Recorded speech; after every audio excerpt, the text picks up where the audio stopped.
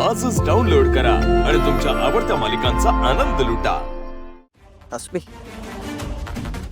तुझ्यावर जीवापाड प्रेम केलं होतं ग मी. तुझ्या प्रत्येक गोष्टीत मी तुझ्या सोबत होतो आणि माझ्याशी असं वागलीस. मला संपवण्यासाठी तू माणसं पाठवलीस.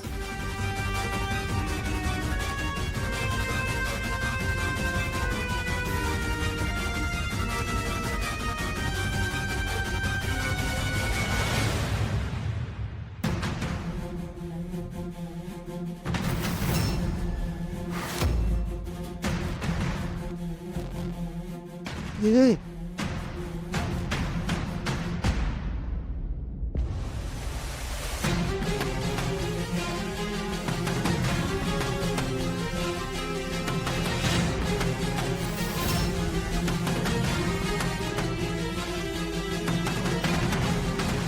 यासले खोटे गावना कोणीही बनवू शकतं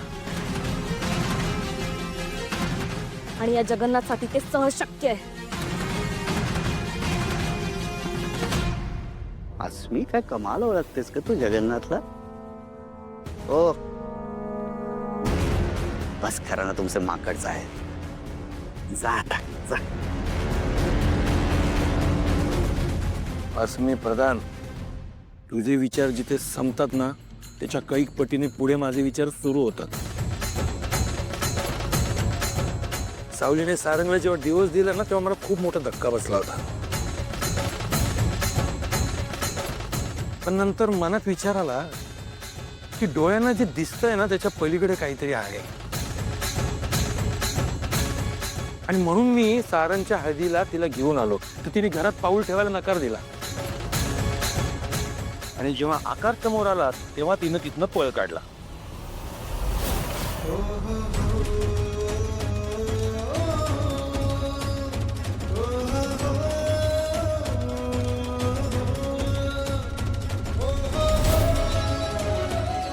आणि नंतर या महाशयांना बघून जेव्हा ती पळाली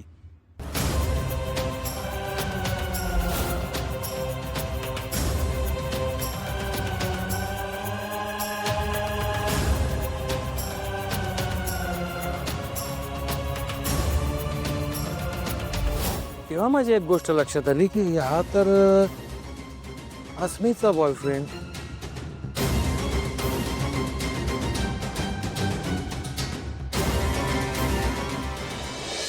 म्हणलं नक्कीच काहीतरी गडबड आहे.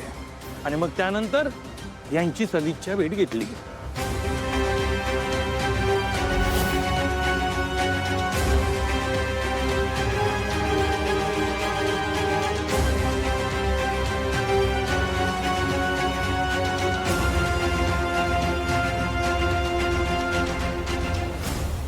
तुम्ही इथे तुझा जीव वाचवायला आलोय. ओळखत नाही मला तू? म्हणजे यांनी काही सांगितलं नाही माझ्याबद्दल तुला? नाही समजलं नाही. मी जगन्नाथ. यास मी तुला पुन्हा धोका देणार. काही काय बोलताय तुम्ही. ऐक, काही बोलत नसतो मी. विश्वास ठेव माझ्यावर. अरे बाळा, हे मी जन्माला घातलेलं प्याद आहे. स्वभाव, महत्वाकांक्षा, इच्छा, मानसिकता सगळं तुझ्या आधी मला माहिती आहे. पण मी प्रेम करतो तिच्यावर. तू करत असशील, ती करते याची काही खात्री आहे? काही पुरावा आहे? हा, इतके दिवस प्रयत्न करतोयस, काही हाती लागलंय का? नाही. लागलंय का? नाही ना. मग तुम्हाला नेमकं काय म्हणायचं आहे? हा, मग तिच्या बोलण्याचा पुरावा मागव. पुरावा? मी काय करू? कॉन्ट्रॅक्ट कर ना, हिच्याशी कॉन्ट्रॅक्ट कर. मग बघ काय होतं. त्या कॉन्ट्रॅक्ट मध्ये लिही, सारंगशी लग्न झाल्यानंतर अस्मी त्याला घटस्फोट देऊन आकारशी लग्न करेल. कॉन्ट्रॅक्ट? नंतर म्हणू नको सांगितलं नाही.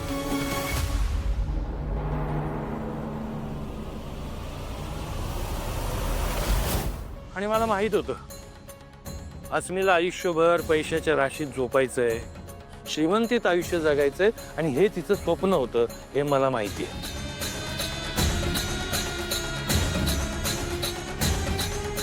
म्हणून कॉन्ट्रॅक्ट करणं हे तिला धोक्याचं वाटलं म्हणून तिने आकारवर हल्ला चढवला. एका अर्थी बरंच झालं, त्याच्यामुळे याचा माझ्यावर विश्वास बसला. काय ना, माणूस प्रेमात आंधळ झालं की जोपर्यंत त्याच्या जीवावर बेतत नाही ना तोपर्यंत त्याला शहाणपण येत नाही. याच्या जीवावर बेतलं आणि याला शहाणपण आलं.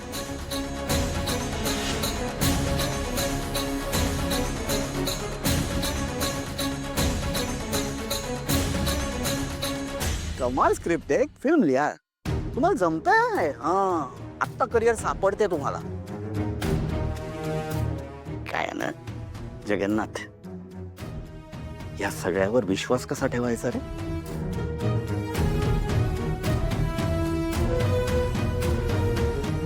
विश्वास ठेवावा लागेल. एक मिनिट.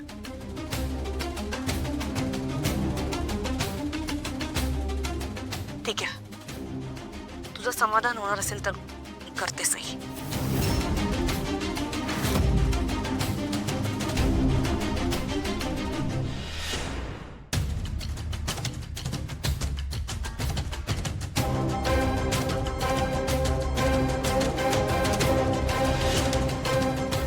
आता इथून निघ. मग पुन्हा इथे दिसलास ना तर बघ. मला कुठलीही रिस्क नको आहे. आखण जा इथून.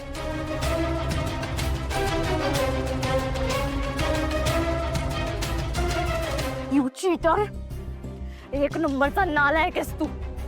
तुला म्हणाले होते मी लांब राहा पण तू ऐकलं नाहीस माझं.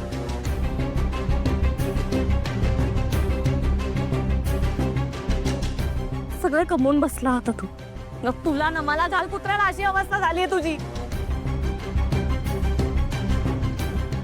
थांबा थांबा अस्मी मॅडम, थांबा. अजून खेळ संपलेला नाहीये. तू जेव्हा तुझं पहिलं पाऊल या मेहेंद्रे कुटुंबात टाकलंस ना तेव्हापासून तुझ्या बारीक सारीक गोष्टींवर माझं अतिशय बारीक लक्ष होतं. कळलं का? तुझ्या विरोधात इतके पुरावे जमा केलेत ना तुला विश्वास नाही बसणार. मीच जरा थांबलो होतो, म्हटलं बघूया तू एक्सेप्ट करते का, पण नाही, विश्वास बसत नाही ना.